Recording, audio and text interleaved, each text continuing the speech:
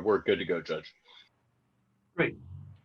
Well, look, welcome. It's nice to be able to have the time to sit down and chat with good people. It's always a pleasure. In fact, AMA, ask me anything.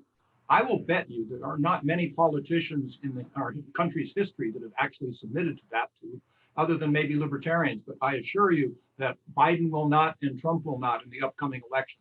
But we're libertarians. We appreciate talking about things directly. So let me introduce yourself for the people that don't really know much of my background. I was a Peace Corps volunteer between college and law school. I was a Navy JAG officer, being actually drafted during the Vietnam War. Happened to have adopted a son from Vietnam back then. He's now 47 years old, and one of the best things I've ever done. Then I was a judge, or actually a federal prosecutor for several years in Los Angeles, was a judge for 25 years. During that time, I did something I view as quite libertarian, but truly unusual for a sitting trial court judge in Orange County, California. And I held a press conference. And I can tell you, judges do not do that. But based upon my experience in the Navy, in the JAG Corps, as well as a federal prosecutor, and then I'd been a judge for 9 years, I'd seen in my own courtroom that what we were doing with regard to our nation's drug policy, drug prohibition, flat out was failing us, flat out was not working, and spread the alarm for people to discuss this. And I've actually been discussing it ever since.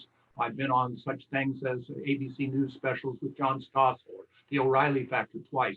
He didn't particularly like what I was saying, but he couldn't shut me up. But one way or the other then, I was in 2002 with the passage of the so-called Patriot Act. It was just more than I could handle to be a part of any organization that would condone, much less assist, this direct frontal attack on our civil liberties. So I left the Republican Party, and it took me, I still remember, 13 seconds to decide, Jim, you really are a libertarian. You will be for life, and of course I will be and have been.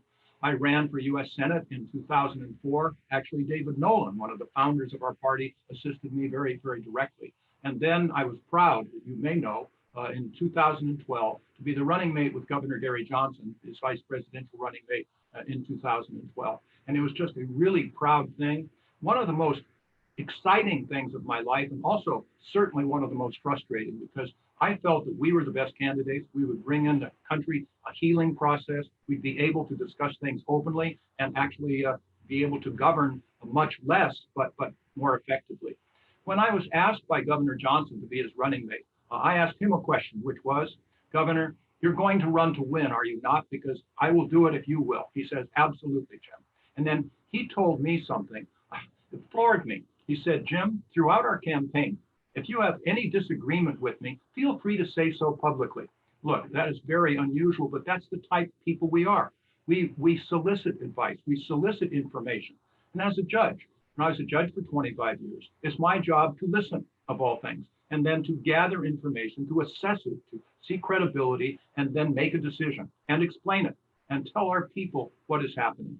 So libertarians are the right mainstream party in the United States of America today, but they're the only mainstream party. And I've tried to change the brand because so often we are considered to be, oh gosh, survival of the fittest, or greed is good. Of course, that was Ayn Rand. She meant in her own way, look, if you act in your own economic self-interest, then we all do that, people will prosper.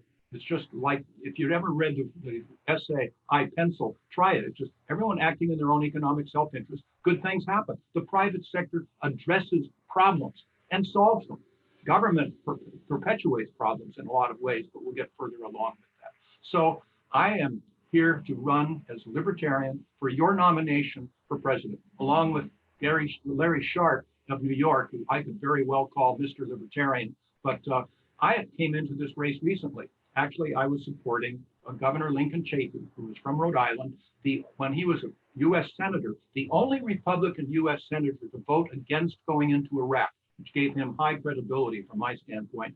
It was a major mistake. And in fact, I said as publicly as I could, if we put our troops on the ground in Iraq, it would be the biggest mistake of my lifetime. And nothing has happened since that time to change my mind. So he was running out. I was on a telephone conference call with him and his staff. Gosh, today is Friday. It was 3 weeks ago yesterday. And he said to us, Jim, in 2 hours, I'm going to announce to the Wyoming delegation that I'm going to drop out of the race. And I said, Governor, please don't do that. It's a matter of patriotism, loyalty to our party, to our country. Look, stay in a week. Let me get some more support for you. And he came back with his voice saying, Jim, my decision has been made. So he hung up, and his staff asked me, well, Judge Gray, will you run instead? That was not anticipated. I said, well, I just don't see that in the cards. Then they turned the tables on me and said, as a matter of loyalty to the party and to our country, will you please consider it? So I told them, look, give me 2 or 3 days and I will talk with people. I'll give it some thought. And so I did. And I talked with people around the country, and they're very enthusiastic, in fact, encouraging. One of them, Mark Rutherford from Indiana, actually said at that moment that he would endorse our campaign. So finally, I was speaking with Larry Sharp, one of my friends, Mr. Libertarian in so many ways. And he was encouraging as well. So I said, all right, Sharp, put your money where your mouth is. If you will run as my running mate, I will run as well. So we are. His answer was yes, yes, yes. So now what am I supposed to say? We're in this for keeps. America needs a third-party voice. I believe with our experience in the media, I've been on the O'Reilly Factor, like I said, and things like that. And we will help down ballot candidates like no other candidates will be able to. We've done it in the past. We will continue so. So go to www.graysharp, of course it's SHARPE 2020.com, graysharp2020.com. Register with us, join us. We're going to do you proud. With that, AMA, okay? Come on, folks, ask me anything. Take the gloves off and let's just chat for the next 45 minutes or so. Looking forward to it.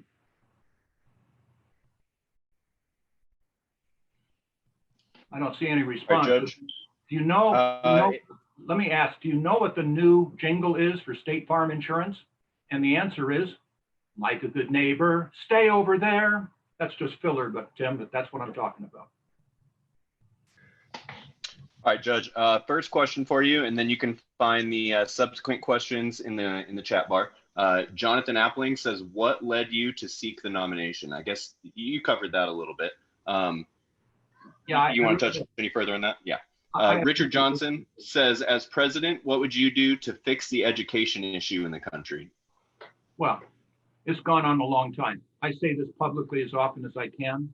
We must decide as a country, what is the purpose of our educational system? Number one, to educate our students. What a concept. Or number two, to protect below average teachers. And guess what we're doing today?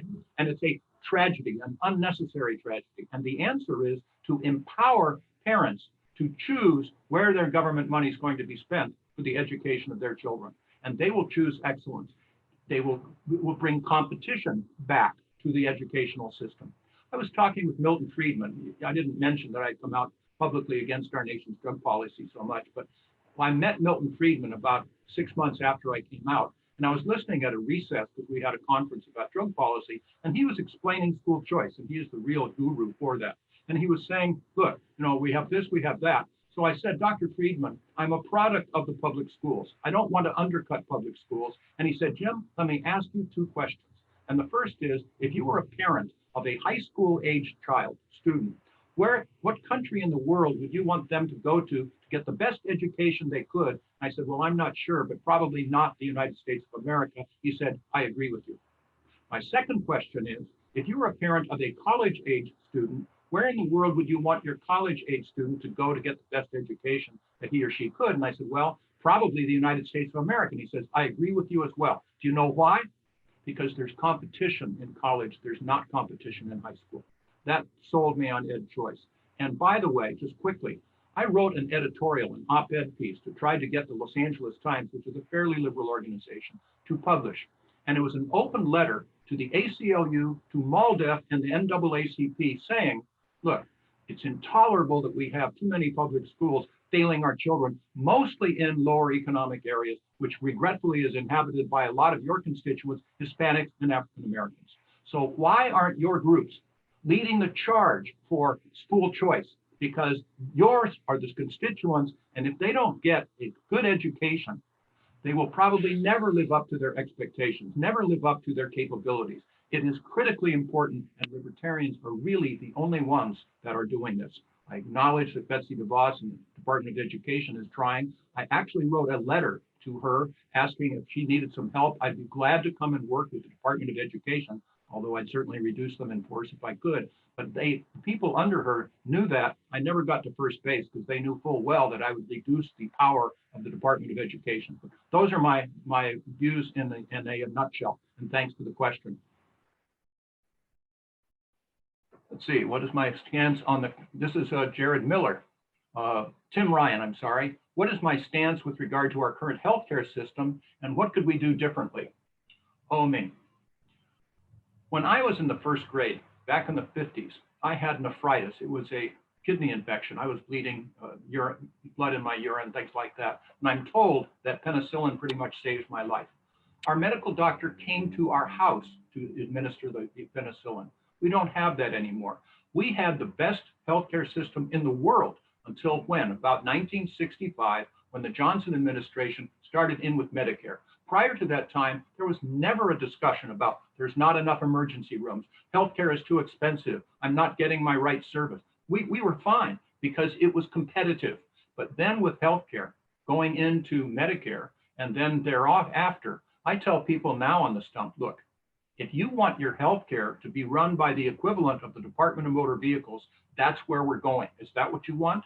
No, but I can honestly say as well, again, I was in the Peace Corps, I care about people, and as a practical matter, I'll say it bluntly, if you come out and say, we should repeal Obamacare, 2/3 of the people that are listening to you will think, he doesn't care about me. So we have to replace it, and that's easy. We could go to medical savings accounts for people that can afford to take care of their own healthcare needs, which I am and most people are. Or if you can't, on a sliding scale, Milton Friedman again, we would have vouchers that they could use on a sliding scale to purchase healthcare insurance, to purchase, even use for copays if they really need to, and then bring that competition back. That's what I would do. That's what I would implement. And if people really understood the benefits, they would flock to this. It's up to us to get that word out. So thank you for that question, Tim. Another one, Stephen Ellis, as a former judge, what is your view pertaining to the war on drugs? It'd be hard for me to hide that one, actually, Jared, or Tim, excuse me, no, it was Stephen. I held that press conference in 1992, 28 years ago. I wrote a book called Why Our Drug Laws Have Failed and What We Can Do About It, a judicial indictment of the war on drugs, setting forth my views as a judge, as a federal prosecutor, criminal defense attorney in the Navy, and the rest. It covers, one chapter was the erosion of our civil liberties because of the war on drugs.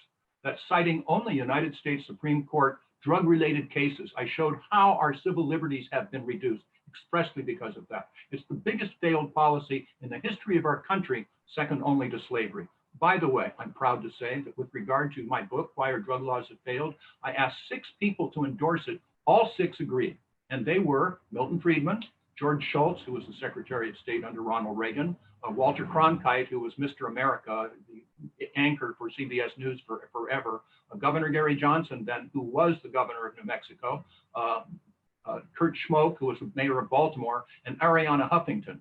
I figured if I could get all 6 of those together with anything, that it would work. One time, it was really gratifying. I was doing that ABC News special back in New York and was just being introduced to the staff at ABC News with John Stossel. And there was a nice young lady sitting off kind of by herself or standing in a corner. I went up and introduced myself and she said, well, I know who you are, but actually I go to Princeton and our sociology class uses your book. I thought, wow, that's just really pretty neat. But that's my view. Don't hold. It is the biggest failed policy in the history of our country, second only to slavery. And by the way, that is a libertarian issue. We should take pride in at least the progress we have made, particularly with regard to marijuana, which, by the way, if I were a president, would immediately do what I could to take that off a schedule, allow each state to decide how best to determine this, as well as pretty much the other drugs as well. So that's pretty much it. If you wish more information, there's lots there. I've probably written more about the issues than any other presidential candidate in history. But I've written 4 books, I've written 2 musicals, I actually wrote a weekly column for 3 years, and then I've done a blog for the last 3 years called 2 Paragraphs for Liberty, which I've turned into a book called 2 Paragraphs for Liberty, Solutions that are Practical, Effective, Responsible, Libertarian. And we're getting that word out there. But at any rate, I've written more. You can go and find any of these, particularly at judgejimgray.com. It's there. No plausible deniability here, nor would I back away. So other than that, I have no particular opinion whatsoever. but thanks for the question. What else am I looking at? Jonathan Appling. Wow, as a Peace Corps, what was it like to be in the Peace Corps? Candidly, I was in a small town in Costa Rica between college and law school. I requested the smallest town in the country that had a high school because we were profesores de educación física. We were PE instructors at the local high school. Also got into community recreation and health.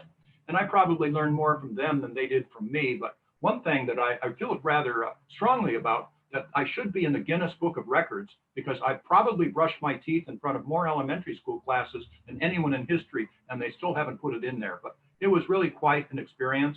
And to be blunt, most people in my town, again, the smallest town in the country that had a high school, Palmar Norte, probably never had a solid bowel movement because there were parasites in the water. And I wish I'd been able to do more to educate about that issue. That's a critically important one, but wonderful people. And they're all kind of imprisoned by their background. We had the United Fruit Company just across the river from us, where they had a landing strip. And basically every North American that they encountered flew an airplane. So when I first went into my colegio, my high school, they said, well, Jim, of course you fly an airplane, don't you? I said, no, I don't do that. But I was able to roll up my sleeves and show that us gringos could really get into the dirt and dig and work with people as well. And I think that that had a lasting impression. We need more of these people-to-people programs, exchange student programs, Peace Corps volunteer programs. I'm always happy to have been in the Peace Corps. And thank you for that question. Let's see. So Jonathan Peace Corps. Jonathan Appling again. What was that like? Boyd Smith, if elected, what would I do to reduce federal government power, scope, and reach? You know, Boyd, it's an educational process. Again, I have a podcast. It's on the Voice America Network. Go to www.voiceamerica.com, and it's on the Variety channel. This morning, Friday, I had someone whose name is Susan Shelley, and she writes columns for various newspapers, Libertarian bent. And she said, and it's really true, that the stronger the government, the bigger, the more complex the government, literally, the less freedoms you have. It's a direct proportion. And I trust adults. You know, you make your own decision. We need to show people with this coronavirus pandemic and everything that understand politics.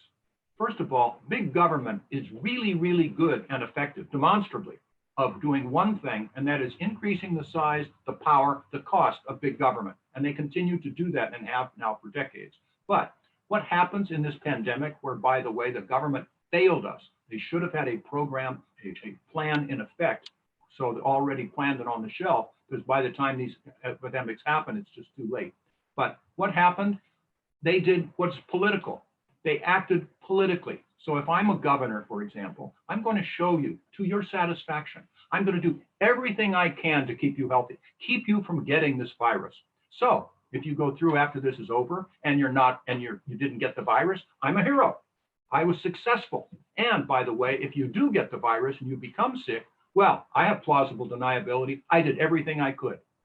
In the meantime, we showed no libertarian courage in these offices because the economy, people's businesses, tens of millions of lost jobs were not even a part of the equation, not even a part of the equation, not even discussed. So what happens? Well, you have these small businesses. Let's say I have a hardware store and I'm not essential, so I am closed down. But the customers can go to the box stores, Costco, the equivalent, Target, whatever, and they can get my hardware. So you've closed me down and you've helped my competitor. It's arbitrary. And the answer instead, and we need to get this across to people, the answer is instead, I went to a bank today actually to open our bank account for the campaign, and they had signs in front saying, no one allowed inside unless you're wearing a mask. Please keep your distance of 6 feet, and we will do everything we can to protect our customers, protect our employees.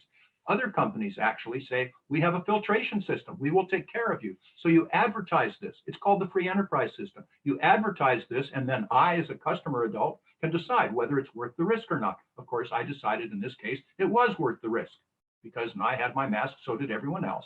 But if I'd been 80 years old with pneumonia, I would have chosen differently. I can take care of myself. Those are things that you need to get across to the American people. I trust you. You're an adult. We can get into the criminal justice system if you want as well, because it's pretty much the same thing. I'm in the responsibility business. for 25 years as a judge, federal prosecutor. By the way, it's the federal prosecutor's job. It's all prosecutors' job to do the right thing for the right reason every time. And that's something that's sacrosanct. They're speaking on behalf of us. So those are all things that we need to do. Lead by example, but so many things now taken over by the federal government. There's no basis for it. They should not have that authority. And I will speak up to that. Declarations of war would be required where? From Congress. I mean, all of these sorts of things. Healthcare, there's nothing in the Constitution. There's no ability for the federal government to be involved in healthcare. There just is not. So these are things that we need to address. And I know I'm getting, other than that, I have no opinion whatsoever, I guess I would say. But these are important things that people understand. We're here to help you, but you can help yourself a great deal better frequently than mommy government. So that's where I would be. Let me see. Joshua Russert, define money. Better yet, do you think taxation is theft? Yes. Gosh, first of all, let me take a couple of steps back. That the deficits, I yesterday became a granddaddy. Wow, that's big stuff for me. And my little baby grandson, Hudson, is bankrupt. You know, talk about theft, talk about taxation without representation. He is going to be saddled with this deficit, with these debts, without having ever done anything. He is in real financial trouble. So I believe in government. I believe we need a government. What should it be? Well, Article 1, Section 8 is a really good start for that. It delegates certain powers to the federal government, and they're going to need money to do it. Originally, the colonies, they put up tariffs and stuff and get a lot of money. For that reason, I think we've gone beyond that because I really don't favor tariffs. I favor free trade. So yes, the government needs some form of money, but far, far less than what they're doing now. Far, far less than what they're doing now. And by the way, the tax code, the IRS, is so intrusive on our personal actions, what they know about me. I just signed my tax form, 4 or 5 days ago. I'm modestly intelligent. I didn't even understand what I was signing. It's just so complicated, so intrusive, needs to be pared back radically. But yes, the government still needs some money. It should be done voluntarily, which of course it is only because of this, the 16th Amendment, but it needs to be seriously reduced. That is what I would say. Let me see. Both in offhand remarks and in your blog, you have mentioned supporting the idea of a negative income tax, a policy similar to the universal basic income popularized by Democratic presidential candidate Andrew Yang. Assuming that I receive the nomination, is this officially part of the Gray Sharp 2020 platform? If so, how does the negative income tax differ from the UBI? And what's your pitch to the general electorate? Well, general electorate, I mean, general electorate indeed. Larry Sharp and I have some different opinions, so there is no particular platform for Gray Sharp 2020. I have my views, he has his. Basically, they're congruent in a lot of ways. Yes, I believe that, for example, and as I explained this on the stump, if I were bleeding on the street right here, you would have no legal obligation to help me whatsoever unless you cause my injuries. That would be different. But as a people, we will because we want to, because we're compassionate people. So what I would do is have impose, unless there's something better, a graduated flat tax. And I've been asked, I still have some time, I'd like to go through it with you because I think it's the best thing I can think of. And that is, no one in our country would pay any income tax, for example, these numbers used for illustration, of $30,000. No one would pay any income tax on their first $30,000. And by the way, I don't care if it's capital gains or interest or whatever, it'll all be the same. Then for every dollar you earn between $30,000 and $100,000, you would pay, say, 10 cents to the government, end of discussion, no deductions. I don't care how you spend your money. For every dollar between $100,000 and $500,000, I would have, for example, 15 cents paid to the government. And if you're lucky and you earn more than $500,000 or blessed, you would pay, say, 20 cents of each of those dollars. Now, what about the homeless? Or what about people that make no money? Let's talk about that first. And I don't care if you lost your job to a robot, you got sick, you're lazy, you want to go back to school, it doesn't matter to me. As long as you are a citizen of our country or here legally with a green card, we would pay you a stipend of, say, $15,000 a year, broken into 12 monthly payments of $1,250. But importantly, for every other dollar that you earn between $0 and $30,000, you would lose 50 cents of your stipend, so you have an incentive to earn the extra money. Today, of course, under Social Security or under welfare, that incentive just is not there. That would be done. And I would do away with all other welfare, all this other bureaucracy, all of this cheating, all of this administration. It would be gone. Now, I started to say, what about the homeless? And again, the homeless, no one is entitled to any of this. Just because I'm alive does not mean I'm entitled to your money, but we will voluntarily because we want to. So what about the homeless? If we had them who are, say, in an ATM account with $1,250 in it routinely each month, the private sector would quickly start coming up with some form of program for board and care homes, inexpensive, and we would start dealing with that. Now, you're probably thinking, and you're probably right, let's do a triage. There are probably 3 types of homeless people. And the first type, let's say, they're just down on their luck. They lost their job to a robot, whatever. They just need a little boost, and they would then be fine. And that would be great, and hooray for that. The second group is quite a bit larger, and we've seen them. They're probably mentally ill. They may be very well drug addicted. So if they need a conservatorship, then let's provide that conservatorship. They need drug rehabilitation, let's provide that as well. And then the third group are basically people that at least think that they don't want to stop camping, that they just want to continue to do this.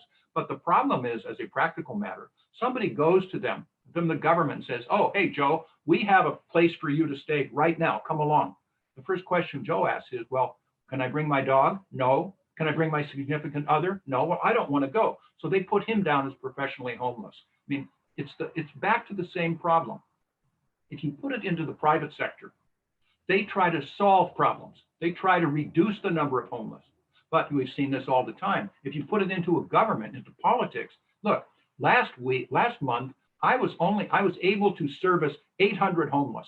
But this month, I'm serving 1,000. So I'm doing a much better job. The private sector looked at it exactly the reverse. Last month, there were 800 homeless. Now there are only 600 because we're addressing those problems. So these are all things that we need to put into the mix. That's a pretty long explanation, but that's what I would do, and I stand on it until I find something better. Let me see. Ronald Leterno, can you tell me your views on open borders? Yes, pretty straightforwardly. I believe in the American dream. I believe in immigration. In fact, we are a nation of immigrants, and it has made us strong. I would allow people to come to our country to get a work visa pretty much easily. Yes, we'd have some form of background check for criminal justice issues, mental health issues, maybe even terrorism and the rest. But then give them call it an orange card, a work visa. If they come over to our country and they can support themselves, bless you. If you can support your family, bless you. But I would have no welfare attached to that. And then I would also try to streamline the process to become a citizen because it's much too cumbersome today. But then they could be here legally, so they can go back and forth, back to their home and come back again. They could have a driver's license. They would get health insurance. They would get automobile insurance. You would legitimize the prospect. We are made good by these people. Otherwise, yes, I would open the borders, but then welfare would be involved with it, and we just cannot in our country support the world with regard to the down and out. We have other ways of doing it. Many, by the way, in the private sector. If you go back to my podcast, I've interviewed people from the Nature Conservancy, Heifer International, various groups like this do a far, far better job than the government does.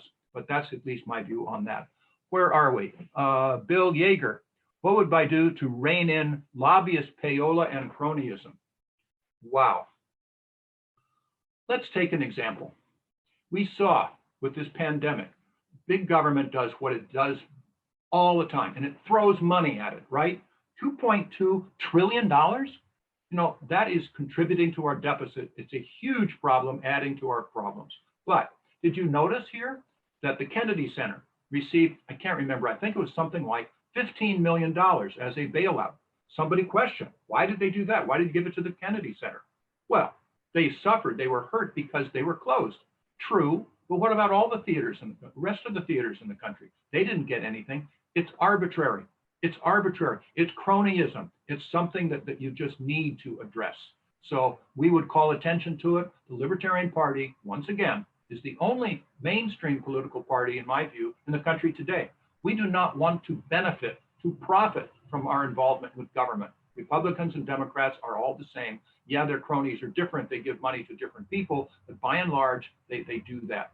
And Henry Ford, I quote with some regularity, but not my favorite person in the world because he's probably anti-Semitic, but he said something every voter everyone in our country should understand, which is anyone that feels they can profit, that prosper by relying on the government should talk to the American Indian. It's really all you have to say. Look what that reliance by the Native Americans has done to them for what, 240 years? Pretty much any addressing socioeconomic levels, they're always at the lowest because they rely upon the government. And the government, poor baby, you know, I'll take care of you, I'll educate your children. Oh, no, no, no, you can't own your own home, so we'll provide that for you. As a result, of course, you have no incentive to fix up your home because you don't own it. You can't start a small business because you can't take out a mortgage on your home for seed money. It keeps the people down. I care about people. I was in the Peace Corps. I want you to progress. I want you to thrive. So we're going to set up a system where you can profit from your labors and be responsible for your actions. So that is what I would be doing. I've already been asked then by Richard Johnson, as president, what would I do to fix the education issue in our country? Get the federal government out of it is a very good start. Allow more local control, yet again, is a very good start. And empower, exactly the word I mean to use, empower the parents to choose where their government money is going to be spent for the education of our children. Look, who is in a better position to know what the best educational possibilities are for a child? His parents or the government? And I've never had anyone say anything other than the parents. So empower those parents to choose. And actually, when I was running for vice president, ratified again back in 2012, I was discussing this, and I happened to be in Milwaukee, Wisconsin. And people all of a sudden, when I was going through this, started kind of shaking their fingers at me like, no, right? We've had school choice now for 5 or 6 years. We don't have any bad schools anymore. The bad schools have either gotten better or they've gone out of business, to which I say, great. And everybody who comes out ahead in this, particularly the good teachers, because they'll be in demand. They'll have the handcuffs taken off where they can actually teach as they know how. And by the way, if your school district isn't paying a good teacher enough, I'll lure that person away over to my school district. They'll be paid more money. They'll be paid what they're worth. All of this stuff, competition works. We're watching TV monitors. That is not made by the government. They're good quality, modest prices because of competition, because of the private sector. So we bring the private sector back into education and things will be much better. What is my stance on the current healthcare system? I think I've answered that question. And do I see any more? Rampant deficit spending. Oh, goodness. Okay, Jonathan Appling again is asking these important questions. What would I do about the rampant deficit spending when asked to approve more of it? Would we require the government administration and state expense consolidation, reorganization, percentage of financial spending reduction, overseas military entanglement reduction? That is a lot of words, and the answer is yes.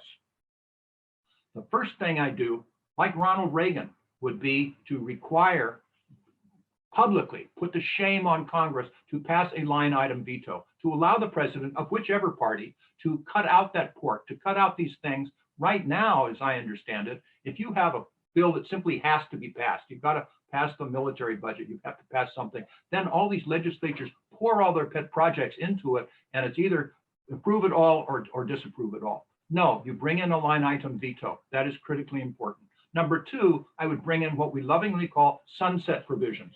Publicly require each federal agency, each one, to come to Congress to show them publicly what they have done by themselves, by the way, what they've done for the last 5 years, how much money we have spent, how much we have accomplished, and then this is what we're proposing for the next 5 years. We'd like to do this, we'd like to do that, we have a budget of such and such. We could all look at it then publicly and say, well, wait a minute, no, that's duplication. You don't need to do that. Oh, wait a minute, this was done in FDR back in the New Deal. We pare that away. We don't need that anymore. We could cut back enormously, and in many cases, we could actually eliminate some of these federal agencies. I would eliminate the Bureau of Indian Affairs, probably the Department of Commerce as well, but we can look into that together. So that's something we would do to reduce that spending and then tell people the truth, which is, in fact, I was chair of the World Affairs Council of Orange County here in California for a while. And we have speakers come in on international issues. And there was an ambassador, really quite successful, been an ambassador to 3 different countries, who was in the State Department high level. And after he went through his spiel, he was asked the first question, Mr. Ambassador, what is the biggest security threat to the United States of America today? And without batting an eye, he said, it's the deficit. We need to get that word out there. We are mortgaging our children's lives. We're mortgaging my little grandson's life. But this is something critically important, and the sunset provisions would be a very good start for it. Shine a light on it, show them that we just don't need that anymore. And if you want to get discouraged, I did this once and I hadn't had the courage to do it again. Go to the plum book, like the fruit. Go to the plum book. It's on the internet, and it is a list. It goes on for decades of pages, setting forth all of the political appointment jobs, positions that the president will appoint, many of whom are actually ratified, confirmed by the Congress. And you can look at all this. This goes on forever. And each one of those jobs pretty much pays $186,000 a year. You wonder why our government is so expensive. The answer is no. Reduce that employment. Reduce those numbers of agencies. We can do this, but we need libertarian leadership and libertarian courage to get that word out. So thank you for that question. Let's see. Craig Vensky, would you support the first ever convention of states to address the size of the federal government? I don't think that's the way to go. I think that what I was proposing would be a better idea to do it publicly and shine a light on this. I think people would watch. I think people would be impressed, and I think people would act. Nicholas Coelho, what do you think is the role of the federal government on abortion and marriage equality? Boy, we are AMA here, and hooray for that. Well, first of all, marriage equality. I quote Thomas Jefferson, the prototype libertarian, and we should quote him more often. And one of his comments was, I don't care if you worship one God, 20 gods, or no God. It doesn't pick my pocket, and it doesn't break my leg. In other words, live and let live. That's what we libertarians do. You can live your life as an adult any way you want to, as long as it does not wrongly affect the rest of our ability to do the same. So marriage equality, that's a libertarian issue. That's really an easy one. This is something that we do. By the way, let me also throw in that I believe the civil liberties, civil rights issue of our day is how we treat Muslims. These are good people. Calling them all terrorists, we stand up for people on merit and on their own, and we stand up for them. So marriage equality and the rest. Abortion is a difficult issue. Abortion should not be a federal issue, but we do have Roe versus Wade, and it's been pretty much the law of the land since the 70s. It's a definitional problem. I don't mean to beg the issue, but it's a definitional problem. If you believe that life begins at conception, then any abortion is a killing of a human life, and that should be illegal. But it should be on the state level because it's not a federal issue, but it would be a state issue and should be. If you think that it happens later, I don't know, in the middle of the second trimester, I'm not smart enough to know, but certainly not within the first trimester, then it would be an issue for the mother. It's her body, and she would be able to make that decision. And that's where I would stand. I come down candidly. You've asked me. I believe that it is not at the point of conception. It's a lot easier if it is, because then it's a fine line or it's a bright area. But no, I don't happen to believe that it is at conception. Where it is, it's certainly not within the first trimester, like I say, probably not within the first trimester and a half. So I would, if I were in the States, because it's not a federal issue, I would allow, if I were governor of California, King James has kind of a ring to it, but it hasn't caught on yet. But that's at least where I individually would come down. And thank you for the question. Those are hard. Marty Hughes, what would I do about FISA courts? They disturb me. Marty, they disturb me greatly. Again, a part of the so-called Patriot Act. I don't like courts in secret. Now, I understand that if you're going to come with the FBI, CIA, whatever, and have some secret information, you should give it to a judge, but it should not be a FISA court judge. I know lots of federal judges. My father was a federal judge. I practiced in federal court. They're not wimps. If you come close to providing probable cause, saying that there's going to be a terrorist act tomorrow or next week, they're going to sign a warrant, but it should be done within the regular system. I have believed that this FISA court has basically become a rubber stamp. They don't require, you see my dog walking out on me. Hi, Nixie, but one way or the other. No, it's not American. It is not what we should have. It should be abolished. We should just go through the regular system and have some accountability. Where am I? Travis Hallman, which prior libertarian presidential candidate does your policies and or campaign most resemble?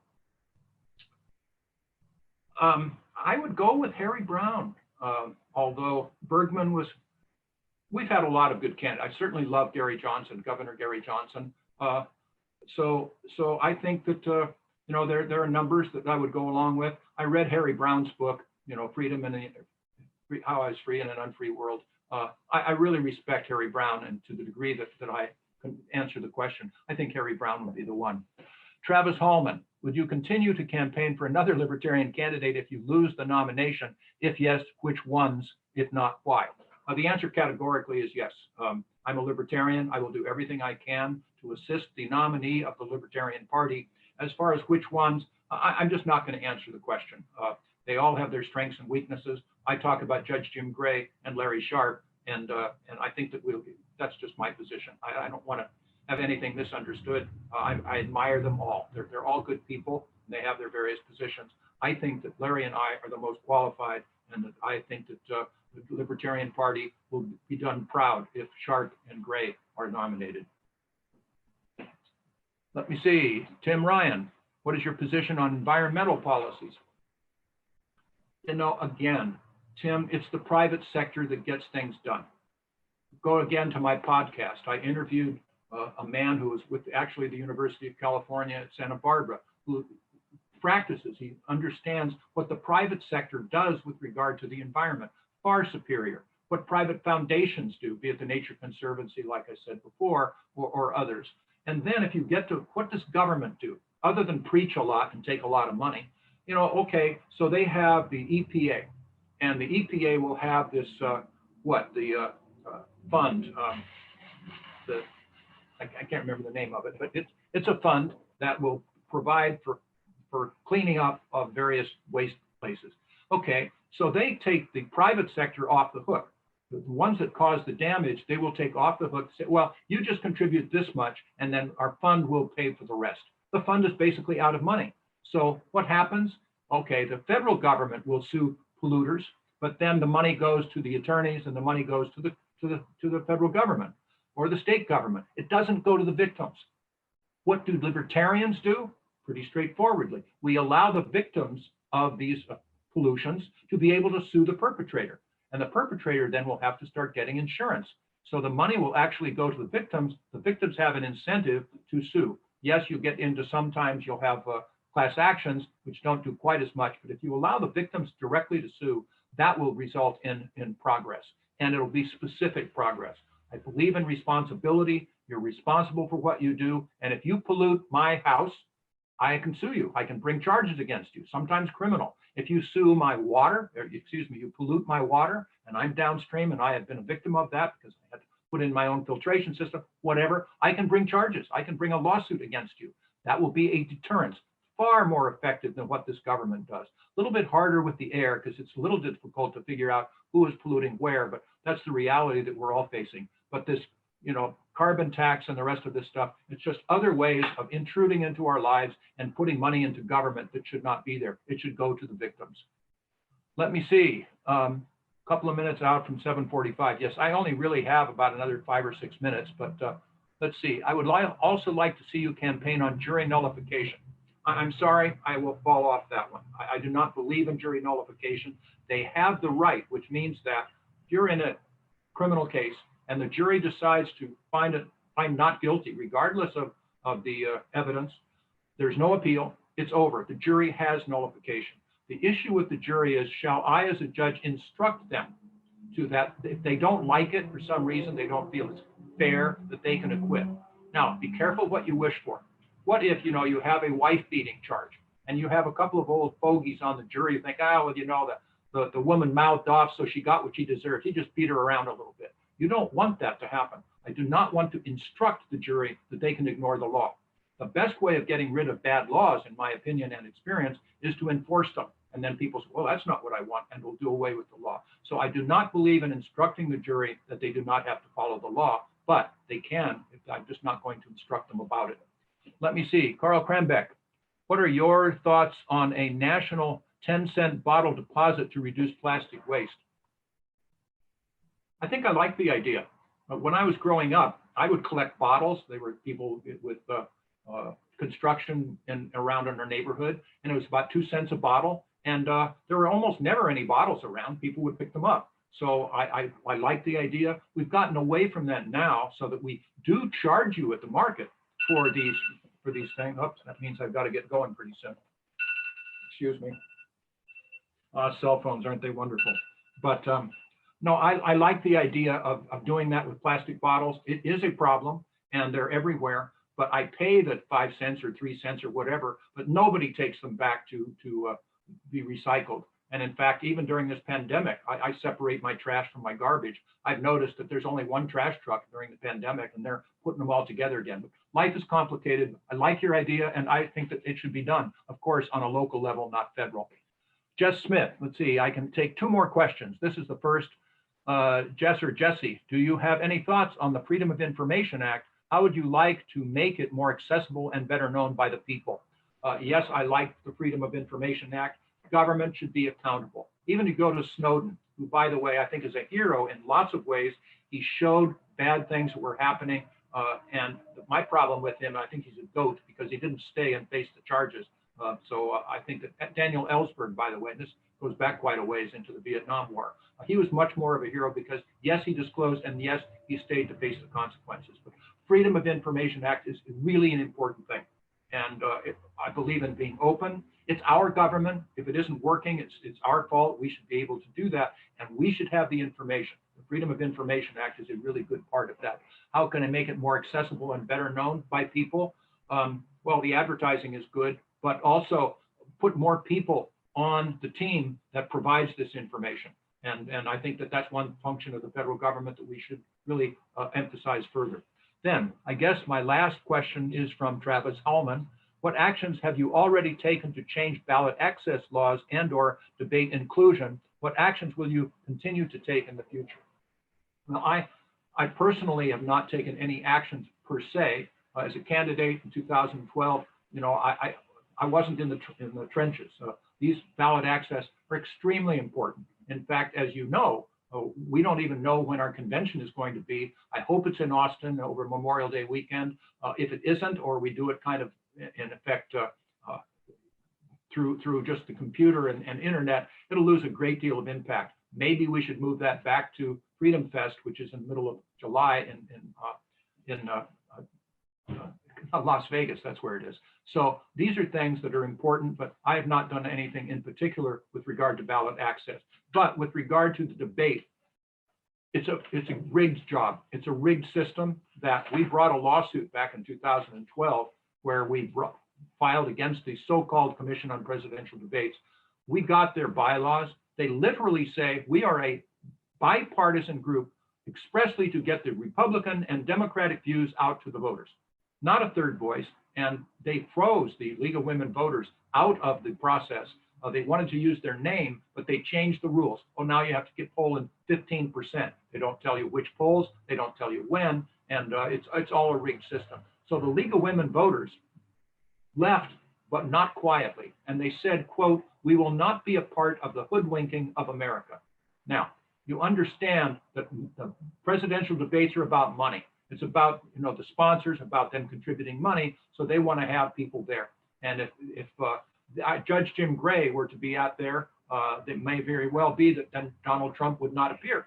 And if Donald Trump wouldn't appear, then there wouldn't be enough publicity, there wouldn't be enough money coming in from the sponsors, so they probably would drop it. So then they go to what? They go to town hall meetings instead, so-called. But it's a rigged game. It's un-American. I've gotten the Mr. Democrat in Orange County, where I live, and the Republican in Orange County, both to say, no, I mean, I may not vote for you, Jim, but you should have your voice in the presidential debate.